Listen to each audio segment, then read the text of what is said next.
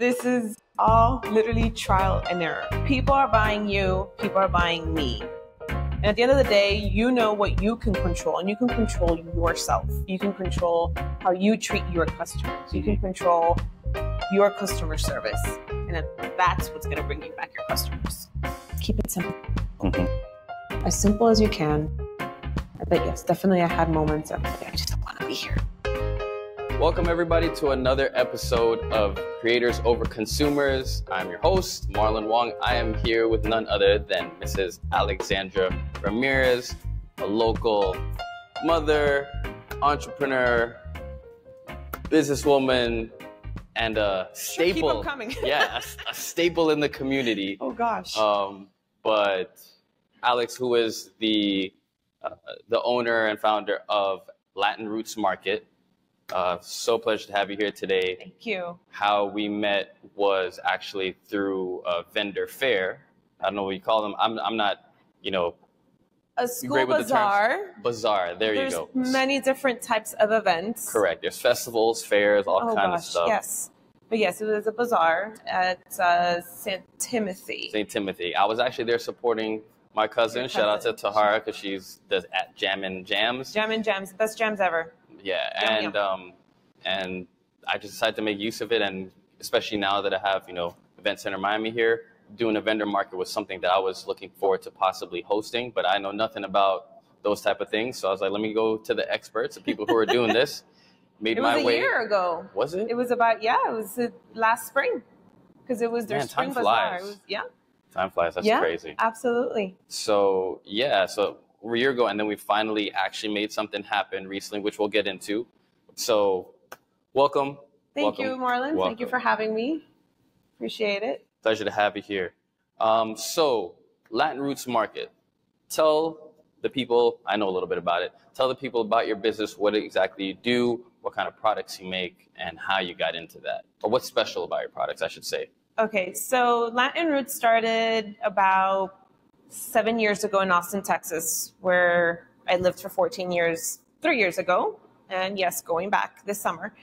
And it started with being in a very American cultured city that they absolutely love anything that is unique, sexy, escandaloso,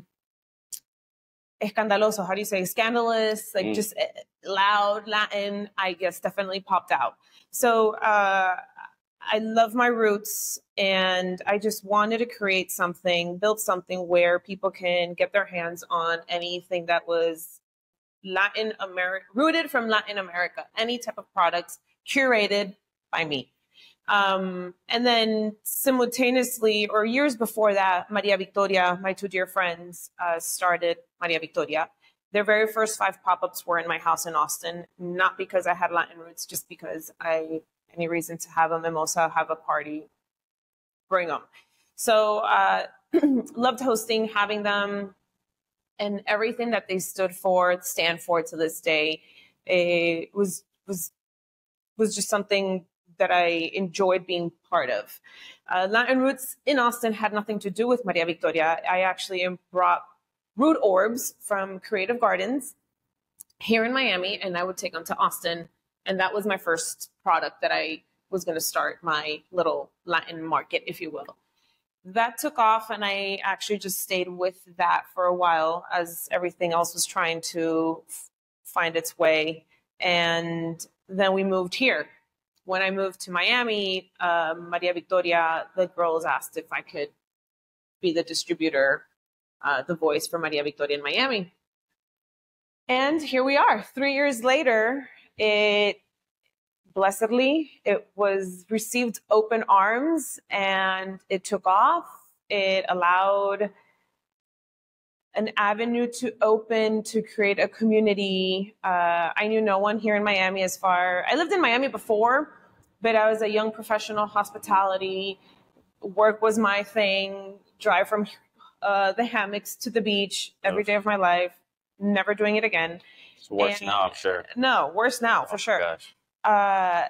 So that was it. So coming to Miami, back to Miami as a wife, as a mother of 2 kids, it's a different world. And Miami has grown to be something completely different than us 80 babies, right?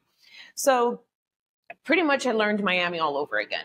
Like what the schools, if the schools did events, if just the different types of events, and literally knocking on people's doors on DM saying, hey, do you need another vendor? I am so-and-so, just cold calls, basically. And that's how I got into the vendor world the vendor world, where I ended up being everywhere and anywhere. Yeah. Gotcha. So to unpack that a little bit, so you said your first product was originally like orb, you said? A root orb. Root orb. So is that like with the, because there was a so young yes, lady Coquegama, she has this essentially, yes, the same. So can you explain, because that's what the plants, they kind of like form, correct me if I'm wrong, I guess like it seems like they form the roots to where they make it so that it's like you don't have to water them as much and things like that in nature. Correct. Okay, it becomes more of a smart plant, if you will. Now, I can't speak exactly for Coquegama. She was a vendor. She's a friend vendor. Her sister, Hannah, her daughter, is also big in the community. So I can't really speak as how they make and how their system works. Yeah, but for you, the Creative Garden patented the root orb. She's a fellow Nicaraguan and has huge conservatories in Costa Rica and in Nicaragua.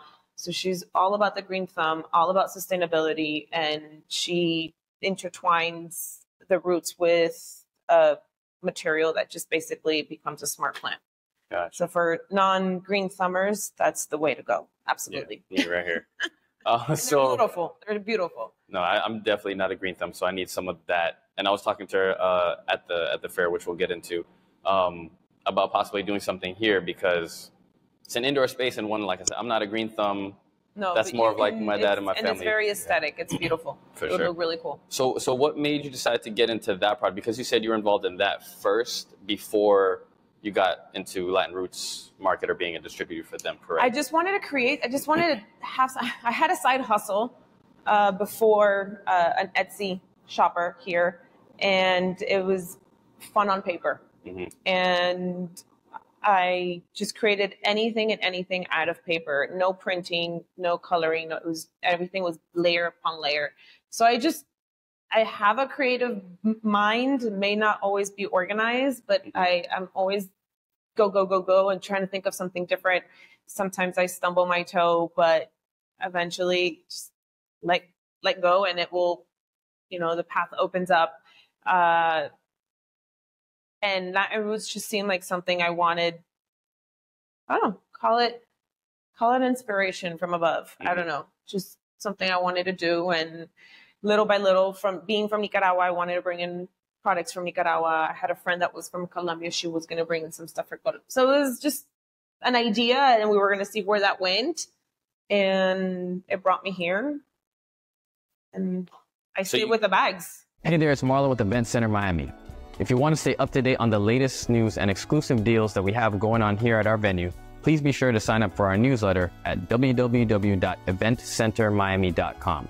There you'll receive an updated calendar of monthly events, as well as be the first to know of any special promotions and deals that we have going on so you can save big here at our venue. Again, that's eventcentermiami.com. And the best part, it's free. Go ahead and sign up for our newsletter now. Thanks a lot. So did you come back to Miami with the bag, or you came back to Miami and as a result, bags came with you? Yes. So I didn't know what Latin Roots was going to become in Miami. I was going to probably still sell the plants. She's local. And when Paulina and Ana Carolina asked me to be the spokesperson, independent distributor, I said, why not? Let's give it a try. There's only one way to find out. I've been honest with them, and I wasn't very optimistic because Miami is very peculiar. And particular. Yes. I was like, yeah, it can go really, really well, or it can go really, really bad. And blessedly, it went far beyond my expectations. That's awesome. It's been fun. I've met new people, the community, which seems a little corny and like, blah, blah, the community. We can, I have a feeling you're going to touch upon some stuff that everyone's out to try to build something, right? And we kind of stop and like, I want to build, but for what? I want to make money. How? But then, so you're like, I want to find that perfect product, that perfect service that's going to make me $1 billion. How do I build that? No building literally gets built alone. Facts. Right? So yes, you can strive for a dream and try to build something big. How? So that's where the community comes in. And it's not, oh, let's collaborate to, excuse me, on the back end. I'm going to help you, help me, and let's grow the ladder and get my followings up and my reach and all that jumbo bumble of the social media, which I do not like. It's necessary, though. It's in the world we live in. It's necessary, yeah. Unfortunately, it's something you need to know about. I learned quickly to not care, which I'm not going to be a hypocrite, but yes.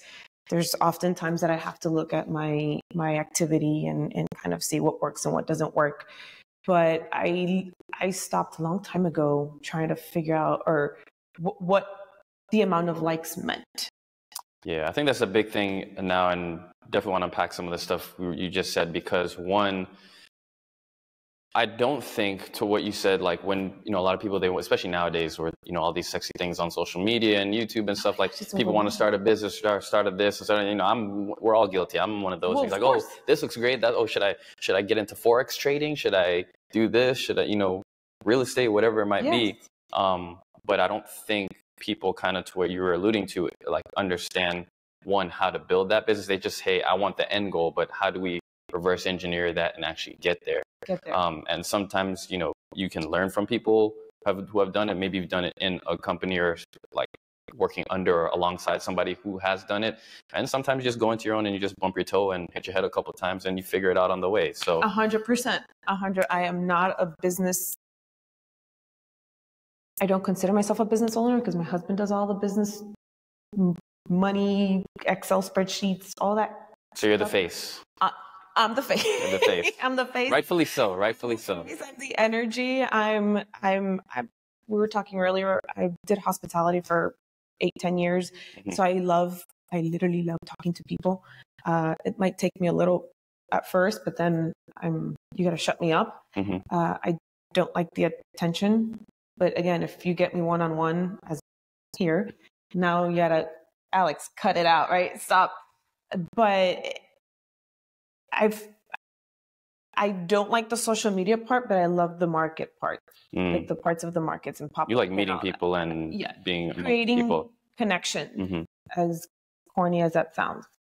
Well, connection, community is all these, cliche words, but essentially they're necessary. 100%. And so there's different ways to skin a cat. So in creating that connection or community, some people, are more comfortable on camera or, where they can kind of just project to a bunch or millions of people, for free essentially. But I do believe there is, something to having that one-on-one in person.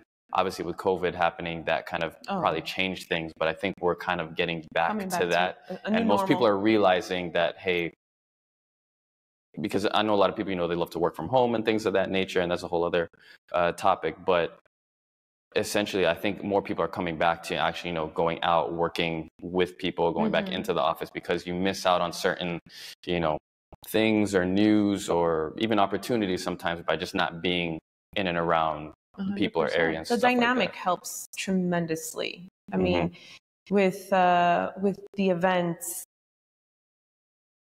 again, I didn't know anybody here, but blessedly with little time, there's people that you create and you see that you have an energy with, right? And that's what happened with a few of my vendor friends, that we just started attracting each other, and we would vend in a lot of places together. And it was more about giving an experience than just, hey, come and shop. Because after a while, that, hey, come and shop, I'm here, you're burning people out. But what they follow you for is that experience. And that was sometimes it was like, oh, we didn't make our table, but you know what? We had a great time. Now, needless to say, I would love to say that every time that happened, we were always all chirpy and positive, right? Would take us off and why do we do this again? And, you know, the setting up and the breaking down, it's like, this is so much for work for what? But at the end game, it's worth it. It's why we're still here and we're still trying and we're still pushing and still wanting to build more and grow. Yeah, you've essentially found something you're passionate about, something you love. So I do want to get into that too, is like, you mentioned a little bit about it, but can you speak to specifically the, you know, Latin roots market, your bags, your products? You can, you know, you have another bag here as well too. And what about it makes it unique? You were telling me about like kind of the products that they're made out of, but I don't want to get into the science, so you can go into it. So Maria Victoria is owned by two wonderful women from Mexico that live in Texas, and one's an architect and one's a product designer. So they've reinvented the canasta de mercado. I'm from Nicaragua, and I know most of Central America, South America, Philippines have some sort of bag or basket that's very similar. So we do not in any shape or form say that we, Maria Victoria, created this bag. It's something that's existed in local markets, and it was purely functional to carry for the lower class, be able to carry their produce from point A to point B. Mm-hmm. Period. So it's literally just a shopping bag, the same way we have recyclable bags from all these places now. So they would take basically any type of plastic and weave for the functionality. Mm-hmm. So what they did, what Maria Victoria did, is basically reinvent the wheel. They work with a fair trade organization, and those artisans come from rehabilitating programs, whether it could be an array of different programs. So it's a way for the artists to be able to plug themselves back into society after being away from it from a really long time. And we work with the same we try to be as consistent as possible with the same artists, so we have that quality control. We're 400 point of sales now in the US, and that's just in the US. We are in Japan. So you're one of 400 is what you're saying? I am. Gotcha. Okay. Yes. So point of sales are more like the little boutiques that carry some of the products. I somehow just ended up being more of an independent distributor. So I have, I don't know, boutiques may order 50 bags a year or so, give or take. I sell 40 to 50 in an event. Gotcha. So it's at another caliber, so I'll definitely have more options. So that was that. They a great thing about the bags, because now Mexico is very tricky. So it's so basically the bag, that's essentially what it is. It's an artisanal street product made into quality and fashion, sustainable product. We recycle our own plastic through the same groups of artists, and then it's all hand woven. There's no machine except for when you dye the plastic. It's super cool. It's the system is they recycle PVC as main source, and it gets down to tiny little clear pellets, almost like a diamond, and then that's when they start dyeing with the color. Gotcha. It's awesome. And one by one, it takes 8 hours to weave a medium. So this is a medium? That's a medium tamayo. Medium as well too? This is, they're hand woven, so you're going to find variances in sizes and lengths and heights and stuff. But for most part, they try to keep it as consistent as possible.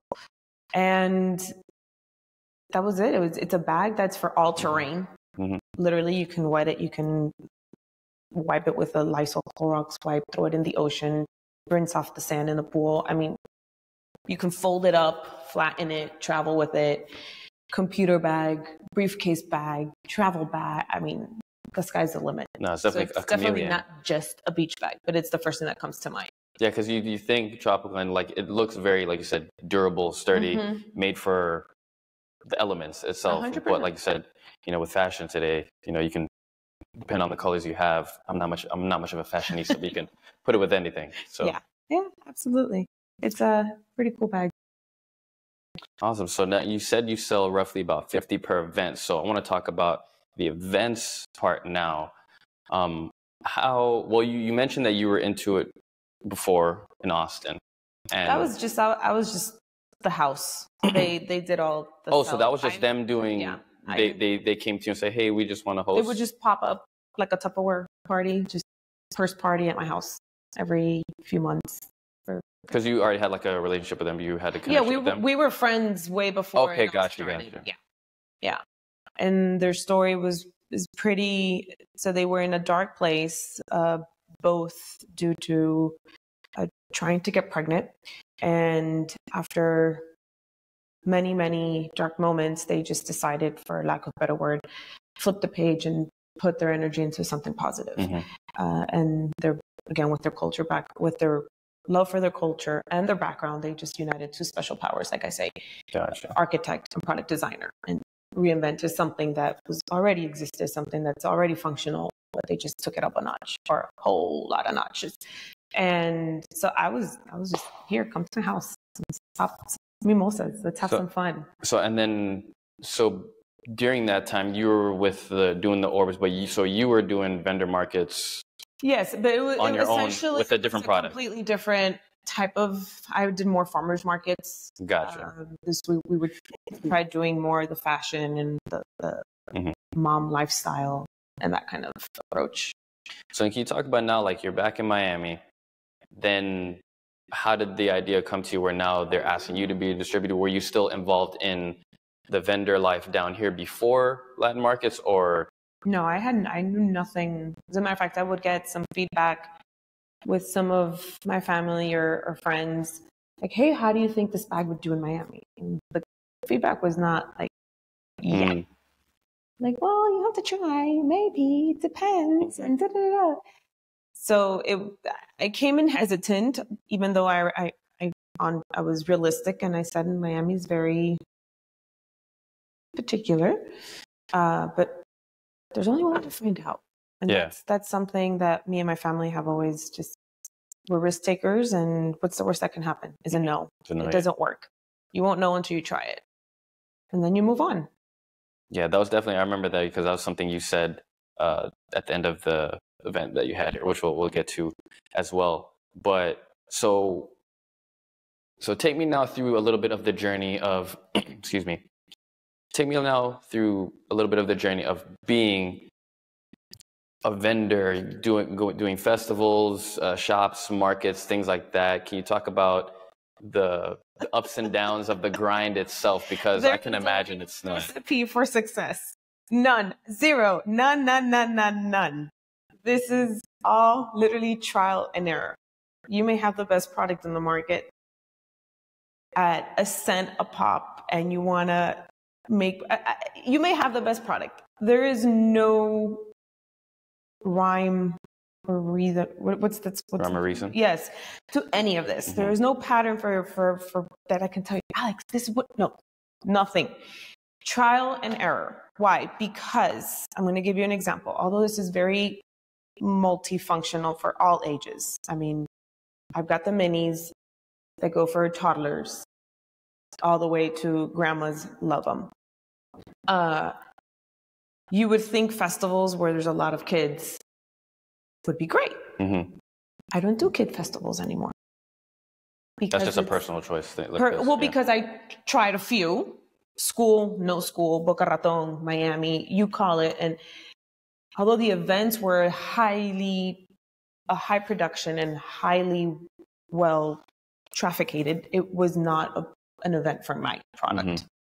So although you may think you have something first, you don't know until you try it. If you got lucky that first time, if you got lucky the first time, hey, hold on to it and see how it goes. So you have different types of events where all in locally, right? Because there's fair, like the bigger wholesale, right? So you have pop-ups, you have farmer markets, you have festivals, you have carnivals, and I feel like I'm missing one. And the bazaars. Some of those kind of marry one with another, especially when it comes to school events, like the lechon cook-offs and all that. What schools are great? I would say all. Because you never know. I've done the same event for the past 3 years, and one of those years is going to be way better than the other two that were close to a flop. I mean, it really just depends. Yeah, and you never know who you're going to meet. Like I said, I met you at 100%. randomly at a school bazaar, and next thing you're having your 100%. Here, And so success of an event is not just what comes into your pocket, right? What money, how much you make, how much you sell. It's also the connections you have to think of. There's more eyes on you. So therefore, that's free marketing. Yes, you're paying for the table, but the table goes to the product, right? But now you have free marketing. Get out of your booth. Don't be on your phone. Engage with people. Be kind. And everything else is just going to take care of itself. I met you. I've met many of other people. I mean, that's how I got into quite one of my biggest 3 top events was just meeting people at schools and like, hey, you should try this. Hey, you should try that. And again, why? You never know if it's going to work out. Yeah, I know, because I was talking to some of the vendors here, and even when they were saying like what their schedule was going to be coming up, I mean, I don't, especially now, like with, Memorial Weekend and stuff like that. This is being shot around Memorial Weekend. Yes. But they're talking about, oh, yeah, I'm going to this show here, and I'm going to Orlando, and then Tampa, and then this. I'm like, oh my gosh, like it's like a traveling circus type of thing. 100%. You have to play Tetris and have to figure it out. Now, sometimes I've spread myself too thin. That I remember one weekend last year, I had 5 events in a weekend. 5 events in a weekend. Yeah. Not even combined, all 5 events made one amazing event. But again, you don't know until you try. 3 of those events were new. So you want to grow to build what you're building. So what you've done, you've kind of tapped out. Now you want to build something else or move away from that bubble. Yeah. What do you have? Something new. You don't know if the new is going to work or not. You just have to try it. Yeah. So it's Tetris, strategic chess. Just go out there and figure it out. Figure out what works for you, like you said, because especially if you have a unique product, what works for you with, your bags may not work for this person 100%. With their craft and things like that. 100%. 100%. I have a friend that does bows and she kills it when she does kids events. Hair bows, gotcha. Yeah. And she's like, let's go to, I'm not doing those kid ones anymore. But then she goes to these events and it's like flies on a pie. It's crazy. So do you think, especially nowadays with everybody doing businesses and online and all that stuff, for your type of product or service, or I would say this, do you think the vendors and the showcases, the markets, festivals are more so for physical products or services, or does it really matter? I mean, in the moment, yes, I would say physical, because you feel like you want to walk away with something tangible. You paid $150 for a booth. Oh, we're going to talk about that too. Yeah. And then if it's a service, you feel like you're walking away with nothing. You may have a page full of leads, but let's be serious, we know how that works. 50%, not even 30% of those leads might be viable. And then when you actually get to the end of the conversations over the call, you get maybe 3. So yes, it might be a success depending on your service. Your price might have outpaid the booth. I really believe that physical events will bring you in people if you're out there and upfront and talking to people. Because at the end of the day, people are buying you. Yes. People are buying me. There's many. Say that again. That's a good one. People are buying. People are buying you. People are buying me. The bags, you can find them in Mexico, local markets for a fraction of the price, not the same quality. And I can go down the list of the differences. And people will months after say, oh, mine broke. Now I need the real deal. But I'm not one to stand in my booth and say, well, don't grab the one from Cabo because da-da-da. No, these are the good things. These are the bad things. Take it or leave it. You like it? Cool. But just because to the eye, it's the same product, chances are they're coming to me because those want me. And those that buy that bag want them. Yeah. So there is really enough for everyone. And I'm not going to sit here and say that every market I was like, oh yeah, look, there's competitor, or candles, right? There's 20,000 candle makers, and you get territorial, right? It's human nature, but you really have to take a breath and take a breath and sit back and say, listen, there's enough for everyone. And at the end of the day, you know what you can control, and you can control yourself. You can control how you treat your customers. You can control your customer service. And that's what's going to bring you back your customers. Hey there, event enthusiasts. It's Marlon from Event Center Miami, and I've created something special just for you. It's my free 7-step checklist to planning your next successful event. Whether you're the go-to event planner in your family or you dream of producing larger scale events, this checklist has got you covered. It's your in-depth guide to kickstarting your event planning journey, with tips from everything from initial concept to post-event follow-up. And as an added treat, there's a bonus chapter that details how to turn your passion into profit.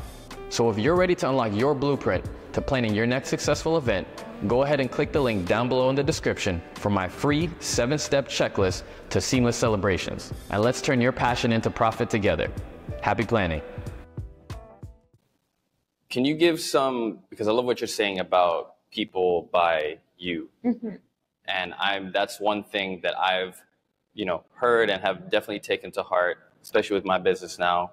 Any business, any business. Exactly. And, just kind of, but you kind of don't know what you don't know at the same time too. So in really doing that, one of the things I try to do is just, like you said, kind of just treat people good, which, that just comes from upbringing, and hopefully we're all decent people. You have it or you don't. You're good or you're not good. Exactly. And just try to go over and beyond to kind of satisfy whoever I'm working with, be as especially just starting out, like you have to be accommodating as to a certain extent. You can't let people take advantage of you. You have to what you're saying, understand when you're stretching yourself too thin, and also in those seasons where you just gotta, I just gotta grind it out type of thing.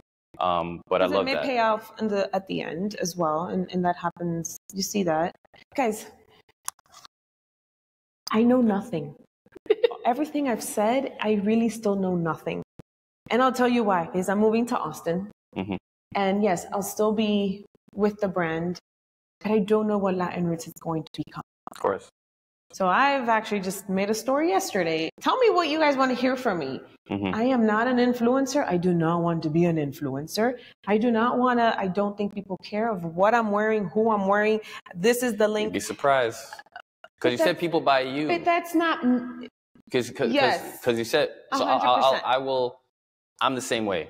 Even when social media first came out with like Twitter, which is now X, I'm like, who wants to hear that I'm going to the bathroom or I'm about to go get a drink of water? You'd be surprised. No, but you'd be surprised because people buy you, like you're saying, there's people, and it's still not one of those because it's still kind of hard. I think it's harder for some of us that didn't grow up with it originally, like to kind of still adapt at times. Like, who cares? But it's like, but people do. It's like they like you, or they're now let into your life, depending on how accessible you are on social media, or if they know you. Yes. And then now through that, I'm not saying like you choose whatever you want. Right. But through that, they enjoy either you, your personality, your energy, and now like, oh man, I'll buy anything she has. It could be bags, it could be Pampers, doesn't matter. Whatever. You know what I mean? So, and then essentially, and at the end of the day, it comes down to, are you being fair to them? Are you treating them well? Things of that nature.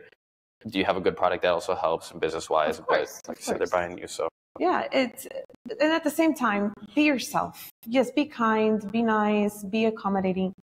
Be yourself. People breathe through you. And then eventually, like I told my kids, the truth always comes out. And if you're not real, it's going to come out. And it's going to be worse when you're not real. And it's a dog-eat-dog world, just like any business out there, any industry out there, right? Everyone wants to be the best in what they are and wants to make the most money in what they are. Just keep your head down and worry about you. I can't worry about what the other bag person is selling to who, for how much, how often, where. I can't, because that takes time away from me, not me selfishly, but me, my brand, and wanting to have a connection with you.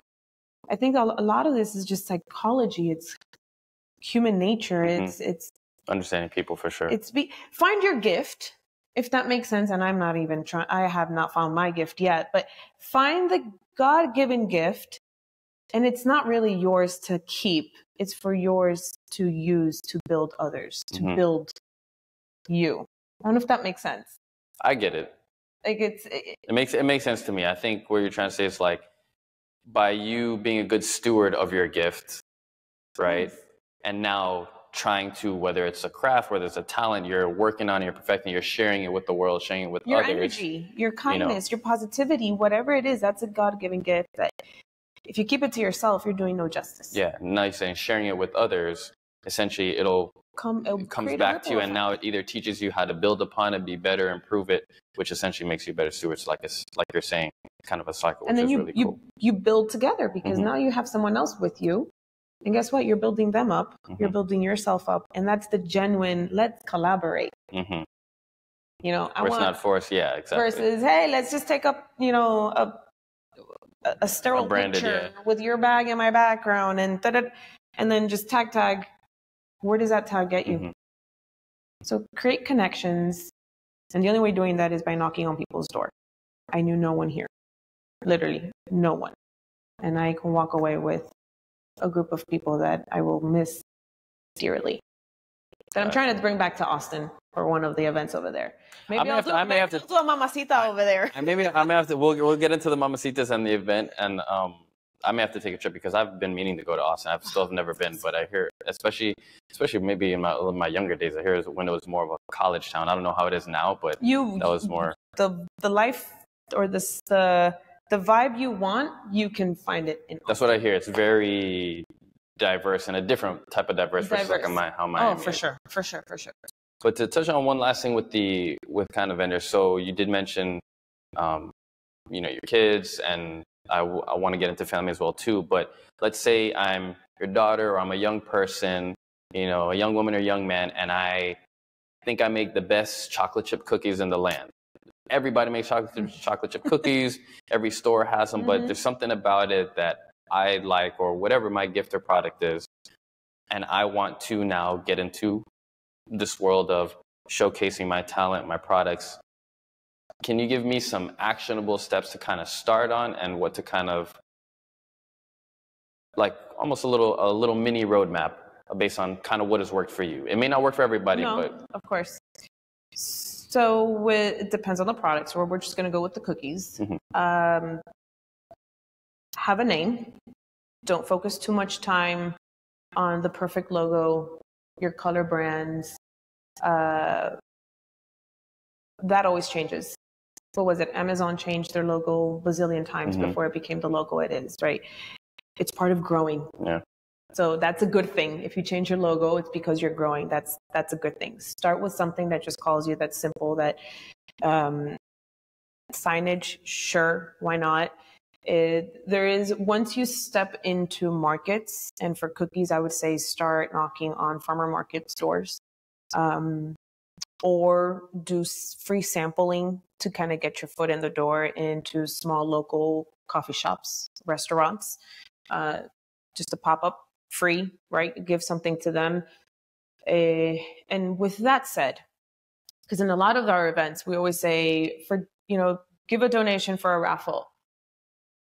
It can get a little crazy just because we're in a business, and we're in the business to make money, right? At the end of the day, don't go out gifting something you cannot afford. It has to make sense for you. It can be a gift card. It can be whatever, as small or as big as it is. Don't let that be a burden, because it could get a little, somebody gave a $500 gift certificate on a service, but their service is $1,000, right? There's no way I'm going to give you $500 on a bag. No, so whatever it is. So find something that you're comfortable with. Start with local coffee shops. Start getting your foot in the door. And at that point, it's the more eyes you can get on you or your cookies, the better. Some people would say, send them to such and such influencer. I'm not there yet. I don't feel comfortable with that just because I don't know that world enough. I've heard that it works wonders depending on the influencers. I think with the influencers, and I haven't done as much, but I've reached out to some. I think you have to find influencers that align with your brand 100%. Or your product. Like if if I don't serve food in my venue, I'm not a restaurant or a caterer, I'm not going to get a foodie or food blogger to come review me or try to do something. But for your space, you can use it as catering.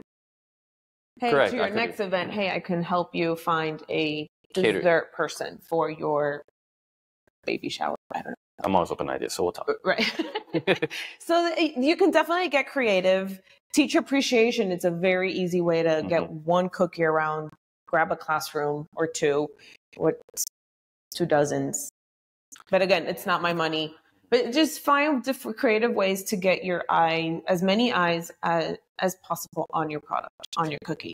And then literally just go down a list of farmer markets in zip codes that you want to target. Don't go to, if you live in Palmetto, for cookies, I wouldn't go to Aventura or Hialeah. Yeah. No one's going to drive that much for a cookie. Yeah. As good as it is, right? So be smart in that, because that's time going up and down, and time is money at the end of the day. Absolutely. So once you get the markets in, just start simple. You'll grow tables, tablecloth, a signage, your prices, and most importantly, your A game and personality. Just talk to them. Tell them the story. Everyone loves to hear the why of why you built this. It doesn't have to be a sob story, because that's another one-upper. Oh, this one has, something that really impacted their life. And I feel, people not feel bad, but it creates a love for them, right? So what do I have? Or it's a connection with them somehow. Right. What do I have? I don't have that sob story. Who cares? Who cares? That's how I feel like too. A lot of people have like some major struggle that they went through, and it gives them, it's unfortunate, but it gives them whatever it is, that strength, like that fortitude. They have an upper hand on that, but not necessarily. Correct. Sometimes. Yeah, and it can be. But maybe that's the thing. Maybe it connects to, and that's the one thing I'm learning about with this and like with YouTube and putting content out, is that that may resonate with a certain audience, because but there's somebody that grew up with roughly the same, as unique as we all are. Yes. There's some similarities. A billion people in this world. There's a lot of people that probably grew up with the same experience as you. Yeah. Family dynamic, background, surroundings, all that good stuff. We all have demons. We're all broken, for sure. So again, nobody's perfect. No one's perfect, and this world is literally a trial and error. I'm going to go test it out in Austin, and probably it won't work. So I'm going to try something different. Not my name or anything, but just the approach. The people are different. Every day, every market is going to be different. Even if it's the same Pinecrest Farmers Market, every Saturday or Sunday, can't remember, it's going to be a different market, a different experience, a different success. And I know you said that your gift in this business, especially, is like being the face and being the energy. Do you feel you have to be on all the time? And 2, is that hard for you, or is it just natural because that's you and you're passionate about it? You said 2 words there that I didn't think I said, or maybe I didn't, but that I said that my gift was my energy. I have a hard time knowing what my gift is lately, or ever. I just try to be. Or maybe not your gift, but like the role I think that you played for you. Maybe that I missed it, but yes. But funny enough, the last few days, the feedback I've been getting from people is that they just want more of me. And jokingly, I said, well, what does that mean? Just doing more of Alex. Doing what? Yeah. But that is my demon right now. That's my cross right now. I'm not getting in there. I'm taking it day by day. I'm surrendering and letting it go. But at the end of the day, it's just being me. I'm not trying to, oh, well, you know what? Let me see if jewelry works. Let me go back. No. I leave that to Delia. I leave that to Palmina. I leave that to Pizarro. They do that. Right? Can I find different type of jewelry? Yes. But that's not me. I'm not going to be an influencer because that's not me. I don't feel genuine saying, well, today I am wearing, I watch them all the time because there's this satisfaction in it. It's not me. I may be good at it. I may have the energy for it. I don't feel comfortable doing that for the rest of this next season. Well, yeah, but when I say energy, I mean more specifically to you and what you're representing your brand, and but like it seems like you're naturally kind of like that anyway. So do you find that because you did say also too that as part of the advice to young vendors and newcomers, don't just be behind the booth, you got to be in and amongst the people. Clearly that's probably a little bit more easier for you than some. As an extrovert, than an introvert. But do you find that hard? Like some days, like, man, I just don't want to be bothered with anything, like where you just find it hard to be sometimes on. we wake up on the wrong side of the bed sometimes, and you're like, I just don't want to be here, but it is work. It does pay the bills. And I am sacrificing for my family, my time with them. So I have to kind of change the perspective and make it worth it, right? Don't do this in vain. Don't just sit here on a table behind, let the 6 hours of a event go by, and then they're doing their thing. At least I want to come out with, well, it was a good one, or I gave it my all, or I did everything I could control. And you're making it worthwhile. Like if you're at least going to be here for 6 hours away from your family, make it worth it. I got you. I mean, that's how I met everybody else. I didn't go into these events knowing them already, and we go out to lunch, we go have drinks, we create more events, we come up with ideas, we're poking each other. Yeah, one more event. You could do one more. You could do 7 in a weekend. Like, who cares that you're moving and you have no house or whatever, that everything's in trucks and shit getting shipped. Exactly. But you create you're going to find people, or you want to find people that are aligned with your values, just like in life, right? And has kind of the same hustle than you. No one does you better than you, and you're not going to find another you, right? That's granted. But you're going to you want to be around your same type of tribe, people, energy, call it what you want. I think that's very important, because then everyone's trying to look next to you. Oh, look what does she have. Has she sold? Does she sell? Does she not sell? Then that could, overwhelming, and that does no good to you. And if you're behind the booth, be on your phone, whether you're on social media or not, because you're working or not, but then there's a lot of distractions. Keep it simple. As simple as you can. But yes, definitely I had moments of, I just don't want to be here. But I had my friend on the other side, and we just plow ourselves with food that was at the markets, or sneak in a Margarita, or something, and you kind of have her help you get out of that funk, and you make the best of it. When I do have, that's a good one. When I do have low active events, or they're not as successful, and either I'm not selling, or I'm just not in the mood, or whatnot, do content. Use your surroundings. Gotcha. Content. Have someone hold a cookie. If we're still talking about cookies, take a new picture. That's a new post you're gonna have. Videotape someone eating the cookie, as awkward as it is, but have like a little testimonial or something like that. 100%.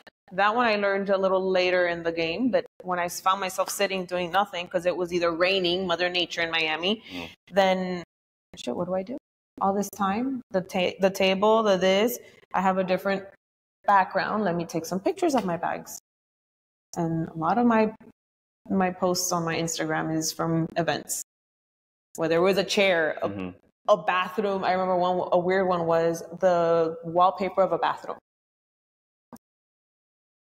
Whatever works, right? It's so you just be creative. Yeah, that's the thing with social media. It's like you said it earlier, but also not caring. I realized that too, is like, especially with the algorithm, and I don't really want to get into all that, but like, most of the people aren't actually, even most of your followers don't actually even see your posts. So you shouldn't really be worried about, a small percentage of your people that are actually stories more than the posts. It changes every day. I try not to keep up with it. I give up. I think it's more about just the consistency of just doing something, posting it. I heard good when it comes to social media is that like your social media is supposed to be your website is supposed to be you or your brand on your best day. Glitz, the glam, But your social media is supposed to be like your business or you, every day, which is hey, this is, if I own an event space, this is me cleaning my event space. Nobody, like, it's not the sexy part of it, but it just keeps you relevant. It gets another piece of content. You know, maybe certain people react to it, maybe certain people don't. Yeah. Who cares? At least you're just putting yourself kind of out there. But don't I would another thing I would tell the beginners is, I tell my kids, how do you eat an elephant one bite at a time? I know it's a weird analogy, but they were young and it worked at that time. So it still works. I still hear that today. It's a mental, right? You get an elephant. How do you eat an elephant? One bite at a time. The social media algorithm world is haunting. It's scary. If you're young, you're probably better at it than I am, just by being born in this era. But get comfortable with the basics. Your daily stories, your once a month lives, your daily posts. And then once you kind of grab that, then graduate to Reels. And after you graduate with Reels, I don't know, you tell me because I'm still there. Yeah, and then you also kind of about Reels. And you also kind of see what's working for you. Like, people will respond to certain types of posts or certain types of content, and what you may think may work for you in one season is, you know, or what you think you need to put out is not actually what your viewers want to see or your followers. So yes, because it's discouraging when you put a lot of time into Reels and you think you have to give it 2 weeks of to see if it bites, basically. Then you put all this time into Reels and then you see your activity that it's really not being responsive. Yeah, it's so weird. Like, honestly, I think the biggest thing for me was just building up the habit of being consistent and not even looking at, because it's almost like with anything else, even like in the other aspects of your business, you do that one little thing every day, and then, like you said, one bite at a time, and then before you realize it, it snowballs into something, and before you realize it, you know, you at least ate half the elephant. Yeah. And it's like, oh, wow. It's not that bad, right? You know, you didn't eat it all at once, so to speak. 100%, yeah. But you mentioned your kids, and something that's very near and dear to my heart is family.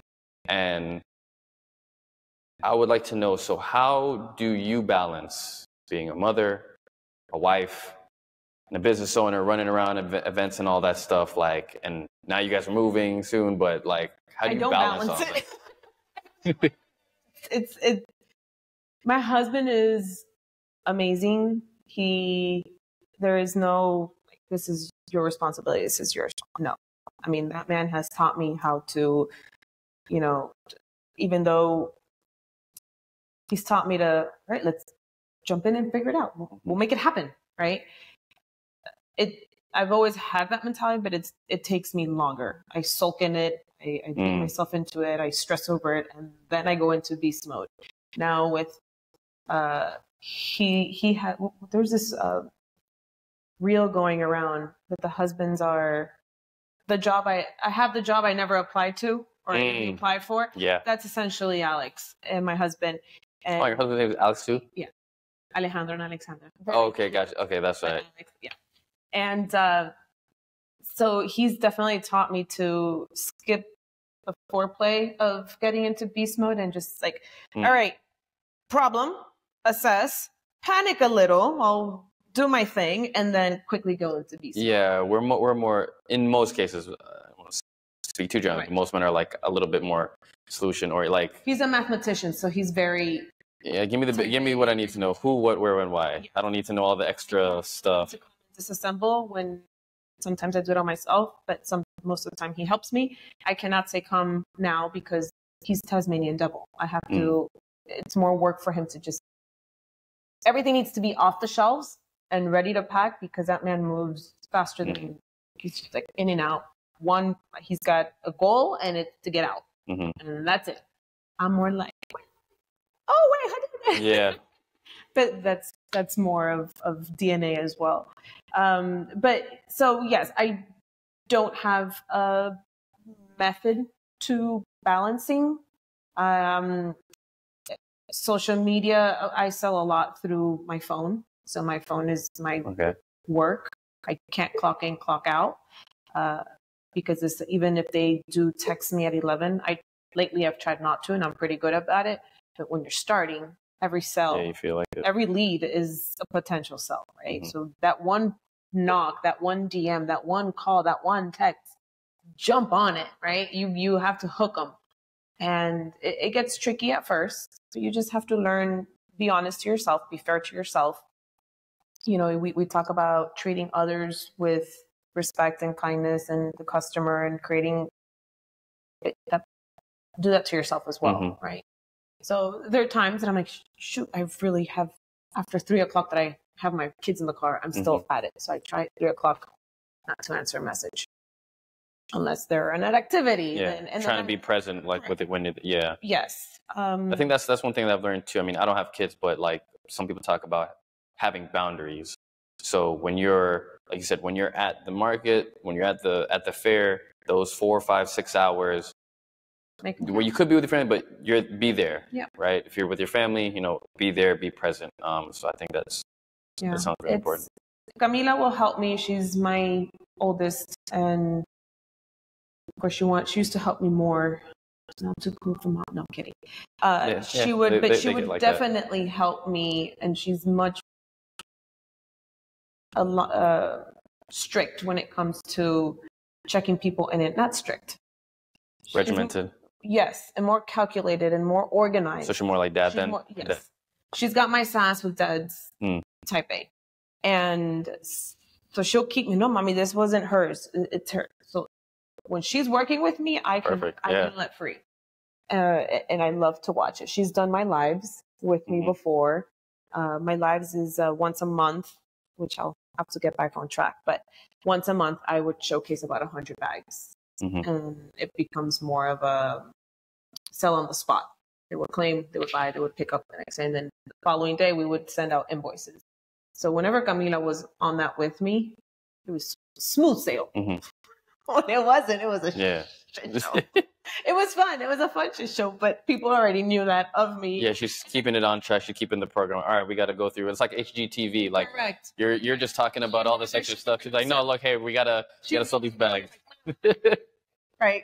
But and then Adrian is I want to help because now I the older Camila gets.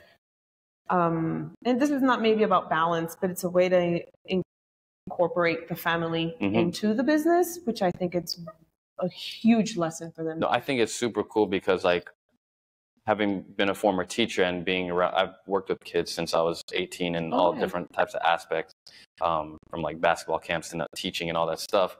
But I think it's cool because like you said, they kind of get to see you in that, and because they're with you, like they're living it.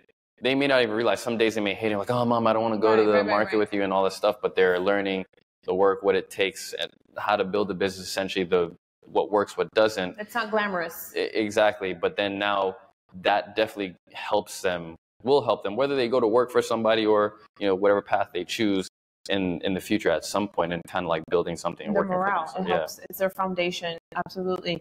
And Adrian, he's 10. And when I started this, he was much younger. So with Camila, with the plants, it was baby for whatever plant you sell, because she's more on the once she cracks, she's an open book. But to crack her is the tricky part. So she would be in the back. Okay, she was 8 years old, so granted. And it would be intimidating to go up to adults and try to sell. So I go, baby, whenever someone comes to you, just talk about the plants. She would hear me night and day talk about the plants. So homegrown knew it. Yeah. I would just talk about it. And for every plant you sell, I will give you a commission.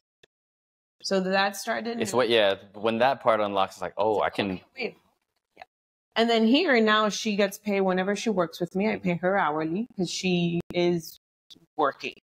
She's working. Adrian, on the other hand, he goes, I want to sell, or he's still too young. He's a boy. He's not too intuitive with the lingo of the bag and so forth. So I'm like, all right, be my muscle. Let's go. Go help dad. So there's that approach as well. So trying to bringing them in and help them, make them be as helpful as possible or key to your business, I think is very important. And at the end of I've had weekends or events, family events, that the kids are like, Mommy, why are we out working again? Why are you doing it? All my vendor friends say it. breaks our heart. We're missing such and such, a basketball game, a soccer game, a birthday party, or whatnot. I think that's a good lesson for them to know, to learn too. That when you have a commitment, you're working, you have a job, there are going to be things that you can't do. You can't go on a vacation because your PTO is over, right? You can't do it just because you want it. Or you can't have it just because you want it. Right.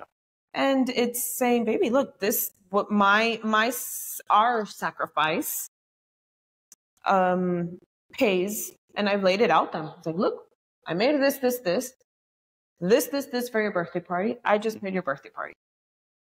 This, I made this. It takes me 3 of these events to make this.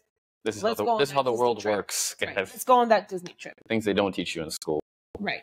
Yeah. And you see, although they're not all that excited and happy, but you see that light bulb turn on a little. I'm like, okay, right. You really want that Disney? Then I got to go make another show, right? Yeah, I think that and I didn't grow up with like getting an allowance. Some people do with their kids and stuff like that. I don't know how you are with that. We're not that great about it. Yeah, sometimes we are, sometimes we don't. But at the same time, like if you do pay your daughter now a commission for selling something, that's essentially them working for something. So now that they have their own money, then they realize the value instead of just asking mom and dad, oh, hey, can I have 100%. $20 for this or that and stuff like that. So I think however you can teach that, and everybody has their different ways. I'm not a parent, so I can't speak to it. But I think yeah, absolutely. And I think being able to instill some of that in whatever way you can definitely helps, because even I notice it myself sometimes, and I've seen it through kids growing up, is like you just don't understand the value of money or what it really takes to work towards achieving something. It's not even about the money. So 100%. Hey guys, it's Marlon with Event Center Miami, and I just want to let you know that here at Event Center Miami, we're a boutique event venue catering to all of your event planning needs. From quinceañeras to corporates, baby showers to weddings, you name it, we do it. Right here, located across from Hungry Bear Sub Shop, we're just across from Miami-Dade College Kendall campus, and we are here for any type of event and party planning needs. Be sure to hit us up at eventcentermiami.com or 305-481-9460. So I want to talk about now too the Mamacitas, Margaritas. So for those out there that don't know, one, we kind of alluded to kind of how we met at another bazaar, market, whatever the case. And then full circle, a year later, which I didn't even realize it was a year later. I believe, you contacted me saying, hey, Marlon, you have a venue, Event Center Miami. Shout out to Event Center Miami if anybody It's perfect for any event. It's a blank, pretty canvas. Which is where we're shooting this right now. So it could be a vendor market, could be a baby shower, could have a podcast and a recording studio here. So literally make content. Absolutely. So you contacted me a year later and said, hey, we normally do this yearly or annual event in which we host our own at somebody's house, a vendor market. Yeah. And I was like, sure, awesome, do it here, because it was something that I've wanted to try, which was my whole reason for going out there in the first place, and just kind of understanding how vendors work, how the markets, because I'm not of that world. So can you tell me how what is behind the name Margarita Mamacitas and how it came about, and kind of the community support that you've gotten over the years, because that's one thing I took from it that was like amazing. So. Thank you. How did it be? Trial and error. So what spawned the name? Oh, so 3 years ago when I was here, we get hit with vendor fees left and right. The cheapest now one is probably $100. Very rare you'll find one for 75, but they're more like small business, which is great, because then now you're tapping into the community or the clientele of that business that's going to be established and grow or already established, right? So everything has an additional value, right? So you get hit with fees left and right, and some are complete flops and others are amazing. But there's no way of little magic ball to say this one's worth it, put your money here, it's going to be worth it. So that year I love to have I love to host. That's how me and I had Maria Victoria in Austin. So I was like, I'll put my house. I don't care. I just can't have 20 vendors. So it started off with 5, and it was the ones that we would kind of like the circus goes together. Yeah, you all make friends with people. Right. It started 1 year, and we wanted. How did we come up with the date? I don't know. I guess we're just talking about it in that vicinity, and we said, okay, Mother's Day is huge, right? And for anyone that is selling a product, really, pretty much, either the buyer is gifting herself. Okay. It's my Mother's Day, but I'm also buying a Mother's Day gift. So you kind of treat yourself, plus la tía, la abuela, la hermana, la prima, whoever you want to gift. So it was Cinco de Mayo. It was Mamacita needs a margarita. So it was between Cinco de Mayo and Mother's Day. So we kind of just merged it too. No, that makes sense. I am not very witty with words, but that one just, I'm one of long, not like we were talking earlier, get to the point. Okay. When I get to the point is more lengthy. Yeah, it goes. This one just stuck. And little did I know, and I was really big about just come. It was for the customers. Come and meet other vendors. You don't want to shop, don't shop. But come have a margarita. But other holidays are coming that when you want to buy a candle, you know that Scented Diva exists. When you want to buy, jewelry with a purpose, Pizarro exists. And just come. And it was a success. It really was. It was the first one on the front of my house in bloody hot. And then the second year we did it inside my house. And then that one had an additional 2 vendors. And we kind of stayed at 8, I believe. And last year we had a line of people waiting at 2:00 to open. And we're like, wait, what is this? People telling me, oh, I took a day off, or I'm taking PTO, I'm calling in sick, or I'm going on my lunch. We would all hear this commotion about it. And I didn't really think much of it. And then I didn't want to leave without doing my Mamacita, my last one. And Nikki from Palmina says, your one last margarita. Like, oh my gosh, that's a step apart. But yes, it's true. And I was praying that the stars would align where I had not turned in the key of my home yet, so that I can have a bare home and then go all out and do it where it started. That didn't work out. And that's when I reached out. Worked out for me. And it worked out for you. And it was awesome. It was great. It was way better than it would have been. And we had how many vendors in here? We had 14. And you normally have 8? You said 8. Yes. Because of house. Yeah. Okay, gotcha.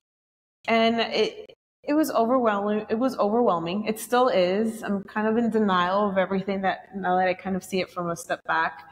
I did have quite a few of other vendors wanting to participate. That could be me, or that could be the group, or that just could be the name of the event. But they knocked on my door, and we had a few, but once we reached the 14, I was like, there's no way we're going to keep adding more people in here. Yeah. I think it was comfortable enough, where everybody had 2 tables ish for most part. We had the bar. I mean, it was I wouldn't say it was tight, but I thought it was good. It was a nice. Perfect. It was enough to have it feel full, which it was, but it wasn't too much where you just you couldn't. Right. Yes. And then the constant flow. Yeah. I mean, I have someone tell me, wow, the door did not stop. It was just in and out on this, the one here.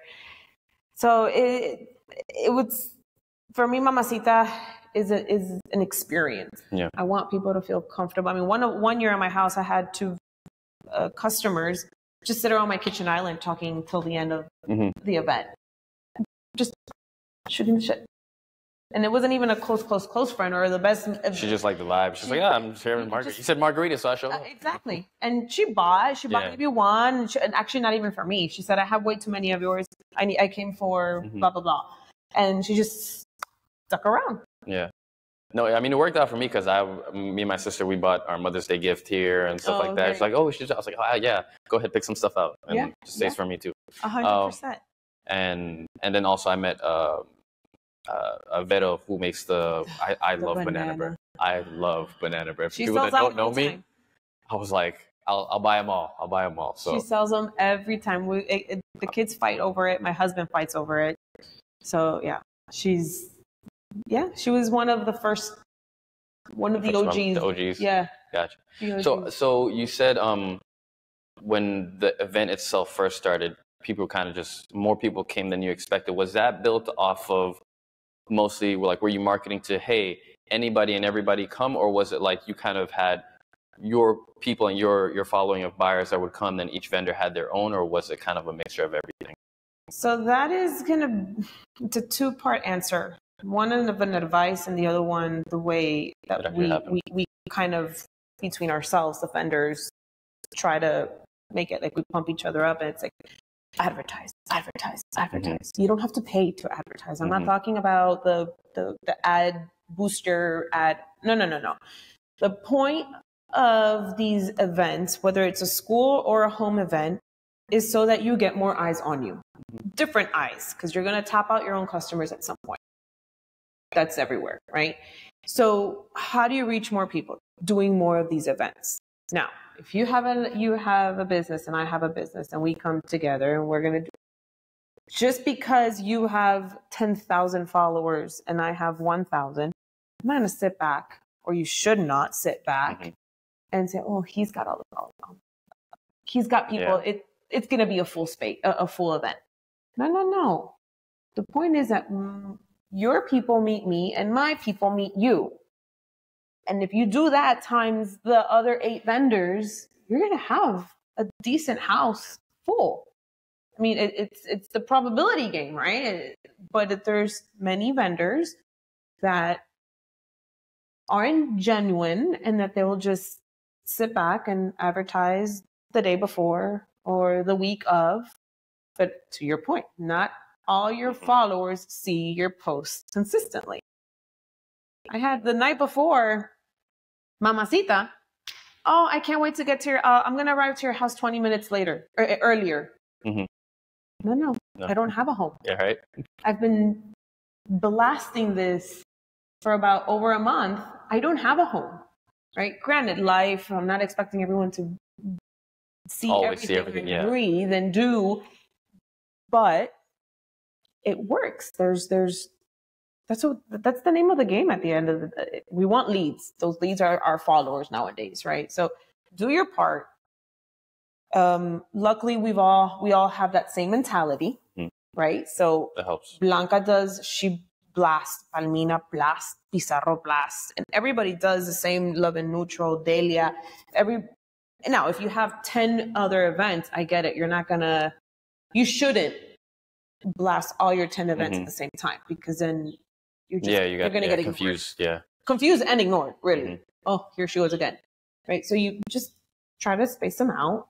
And this is my personal, if you have an event, start advertising, save the date 2 months prior. And as you get closer, you get progressively more intense with your posting. Or if it's 2 weeks prior, then start talking about it, not just the post. Because the post becomes, how many times do you see the same pair of shoe that you looked up one time on Google and you're going to see? Oh, yeah, you said it in passing, and then your Alexa heard it or Google heard it, and it's all over your feeds. And it's crazy. How long does it take you for actually click and hit? Oh, yeah, you have to see it. You have to. It takes 21 days to create a habit, and that peripheral image is going to eventually buy it. Yeah. Right. Same thing. Absolutely. So yes, you have a cute flyer, you have the whole thing, but eventually it's going to go at the back of the head or of the mind, and then either get ignored or they're going to finally click buy and ask you where is the address. Now, when we do homes, because it's a home and it's a private address, then it's like, you want to participate, you want to come, DM me and I'll give you the address.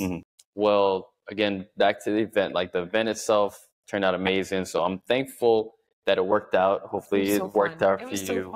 It was a great, because I actually I posted a reel about the event, and because it was the first vendor market we had, because it was, like I said, it's something that I would look to kind of do maybe, somewhat regularly or however many. Right. But this was a great tester because you were the one that organized. You had the vendors already ready to go. I just sat back and was like, Yes. I would just gave you a place to host it. So Yes. that was like perfect for me to kind of learn and see like, okay, how could I do it and stuff like that. So a little bit of a mini coaching session. If I wanted to organize now another vendor market and I don't have you here, and maybe I can call me. Maybe I can hit up some of your contacts and some of your vendors. But let's say I wanted to just like put one together, put an event together for other vendors. I think for the host is a little easier. Number one, do not just bring in people for payment of the table. Mm. We feel it, we notice it, we know when you do it. The hosts, right? Mm-hmm. When you have you say, okay, in order to me, for example, I had a budget, or no, I had the fee for the venue. Mm-hmm. It would have been my call if I said I want 5 only, but that means everybody has to pay more. Mm-hmm. Or am I going to do 20? It doesn't matter how many where they fit, but I'm going to do 20 so that everybody pays less. Gotcha. Okay. You're now just buying a table. You're just stuffing as many people as you can to make a bigger profit. Or if you keep the price the same and you're just getting more money for the vendors. Right. Yeah. No. And then the other way that we notice it is when you have, and especially with jewelry and candle and clothes, there's multiple businesses out there of that same category. Mm-hmm. So start, especially in a somewhat small venue, one of each category. Because we hate when it's jewelry. Oh, there's a jewelry, clothing, candle. It's oversaturated. It's oversaturated. It doesn't do anyone justice. And most importantly, it kills the vibe of the event. Mm. Back to the experience. So now like you're screw facing the other person. Like, oh, well, yeah, there's tension. Mm-hmm. There's no need.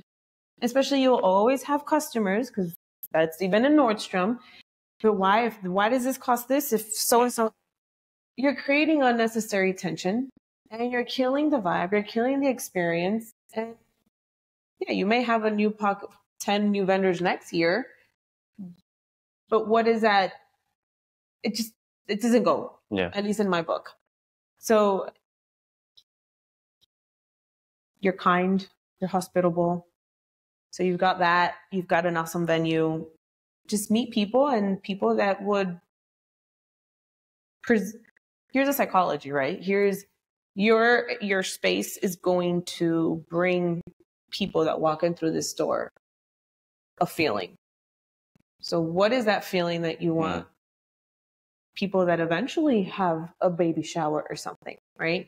You want to associate your event with a feeling that you want them to feel. Gotcha. So if you're using vendors so come up with people that have that same energy, or a good energy, a good vibe. If you're doing a yoga event, you're going to want, probably now loud me, you're going to want people with more zen, more centered, more, that kind of thing. Yeah. So yeah, you definitely start with something that it calls people's attention. And I don't think here in Kendall there are many pop-ups. So you've got something. I think you got something. We're going to talk. We're going to strategize. Yeah, we'll talk. Yeah, it's a lot of work, but again, trial and error. And you're going to notice it. Trial and error. What works for one vendor, it's not for the other. And I tell vendors and hosts, ask questions. So vendors are sometimes afraid because they want to just get in the door, and they have FOMO, or they think it's going to be the best event of their lives, which it can be, but it doesn't have to be. And then they come to the event and they say, well, I didn't know they didn't have signage, or I didn't know this was in the back of a shopping center, or I didn't know there was another event at the school. Right? We've had, I didn't know that seniors were out, so half of the school is gone. Yeah. Right? Ask questions. You're entitled to ask questions. My time. It's your job to honestly ask. Yeah, they don't have to tell you that. Yes. Now, there's some people that, because in the past, some hosts, if you're needy, then they won't catch you next time. Mm-hmm. And if it's not you in the event, it's going to be someone else. So that's why Gotcha. So again, be kind. Yeah. It's not what you say, it's how you say it. And if they don't understand that, you need to ask your questions by all means. Yeah. Right? And like you said, it's trial and error. So like you forgot the ones that are for you, the events that are for you, and the events that are 100%, not. So yeah, 100%. And then communication. Tell them when you're creating your event, tell them how parking is, because not many people think of that, and then they're here. Now you asked me a bunch of questions, which is fine because it's also for a new experience. Like, okay, well, this is what I have to know going forward, and also, okay, I can. So for the next time or the next person, I can already have these things answered, 100%. and that's it's a Q&A, and because then a question that vendor, well, I didn't know that we had to pay for parking, that the customers have to pay for parking. Yeah. So they're paying for parking and they're paying to shop. They're going to shop less. Yeah. Oh, I didn't know they had to pay to get in. What? A ticket to get in? So all these little things, and if parking is an issue, then they're going to go around once, maybe twice, and then they're going to jet if they can't find parking. Right? So loading, breakdown, how much time, like all the logistics, and I'll be happy to. Again, I don't know it all. It's just all by my experience of the questions I ask. So I kind of put myself in the shoes of other vendors, what they like to know, what is important to know. Is there a ramp? Or you bring a dolly? No, it's close enough where you just throw the stuff in. Do I have to go in through the front, through the back? There's 2 doors, so you can literally go. The flow is easier. Yeah. So more information. No, I think that's important too. Is with anything, finding somebody, coach, a mentor, just an associate who knows more than you, has been in it longer than you, and then you don't have, because you're either going to pay with time, learning it with time, or pay for getting the experience on your own or through somebody else. So like even if I was a vendor, and even if we don't have the same product, but maybe it's my first time at a fair and you're a seasoned vet, and it's like, oh my gosh, you're like, hey, what works for you? Oh, well, I remember when I first started, definitely don't want to do that. And then you just learn off the stuff. 100%. I mean, to this day, I'm an early bird. And if my event starts at 8, I will be there 2 hours. So the event starts at 8 in the morning. They say 2 hours. Most people hosts give 2 hours to set up. I will be there 20 minutes prior in the parking lot so that I can get in. Yeah. Because the first one loading and setting up is the first to park. So you get better parking when you're breaking down. And then key right there for anybody trying to get to the vendor. You never know if it's going to rain, if the parking, if it's going to become a shit show in the parking lot. You never know. And then I dislike being all frazzled and the event starting and I'm still setting up and people already, oh, but how much is this? Because even the vendors shop before the market starts, because not we don't get to shop. And I'm the one that sits down, enjoys my coffee while I see all the vendors going back and forth, running around trying to set up. So I like going in with time and breaking down. I just want to get out of there, but tips here and there. Awesome. Well, I feel like I'm ready to host my next vendor market. Let's do it. And if not, if I'm gonna just make a product or something and maybe participate in one. But thank you so much for your time, Alex. This was fun. It was nervous but fun. Nah, you were fine. And like you said, your energy.